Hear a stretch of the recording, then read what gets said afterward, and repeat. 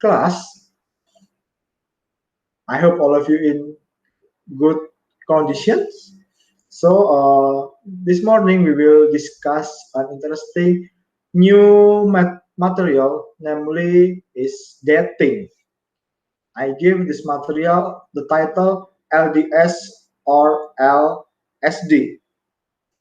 The learning objective for this material is the children can define the criteria that should be deemed appropriate for a Christian perspective.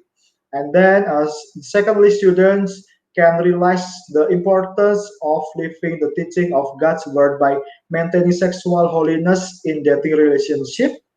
And then the last one, students can make commitment about maintaining sexual holiness, especially in terms of relationship with the opposite sex or dating.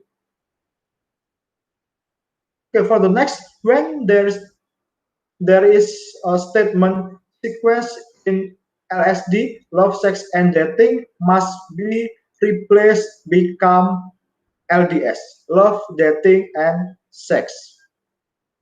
I hope all of you think about it and we'll discuss this when we meet. So, what is your opinion about the statement? Before we go further, we want to first understand what love means from the two sources that I found.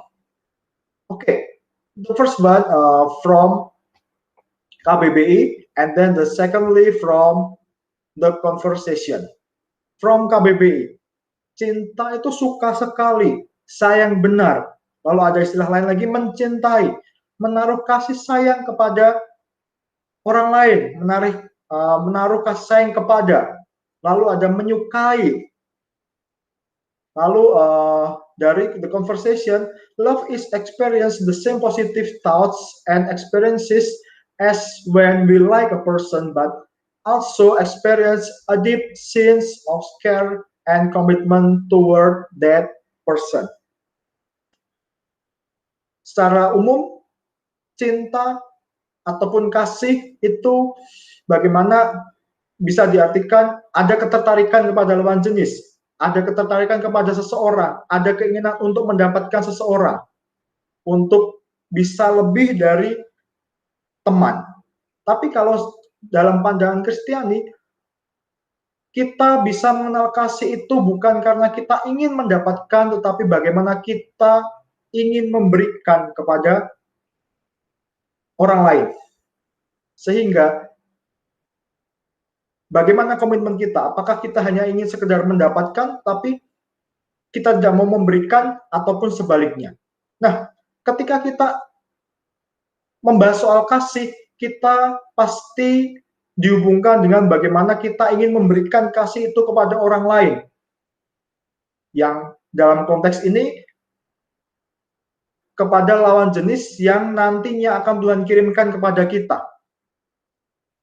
Bagaimana kita tidak bisa seenaknya sendiri atau semaunya sendiri untuk kita bisa memberikan kepada siapapun itu. Tetapi bagaimana kita bisa mengenali terlebih dahulu karakter asli dari orang yang nantinya akan Tuhan kirimkan kepada kita, sehingga bagaimana kita bisa benar-benar suka sekali, sayang benar, ataupun bisa menaruh kasih sayang kepada orang tersebut dengan benar, karena ada pengenalan terlebih dahulu. Nah, di sini ada 4 hal yang akan saya sharingkan bagaimana kita bisa mengenali karakter asli orang lain tersebut.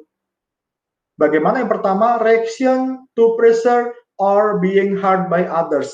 Ketika dalam tekanan, ketika dalam masalah, itu seperti apa mereka? Apakah dia bisa memanage dirinya, atau dia kecenderungan emosional yang tinggi, bahkan sampai ringan tangan. Ringan tangan maksudnya apa sih? Memukul, atau tidak bisa mengatur tata bicaranya sehingga omongannya kasar dan lain sebagainya. Lalu yang kedua, behavior towards parents.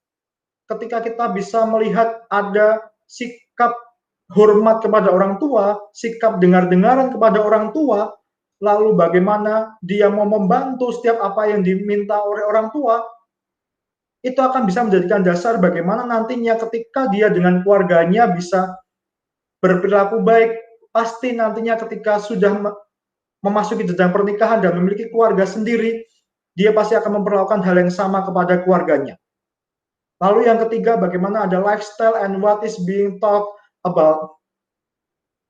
Ketika kita melihat gaya-gaya hidup dia, apakah dia kecenderungan maunya senang-senang saja, maunya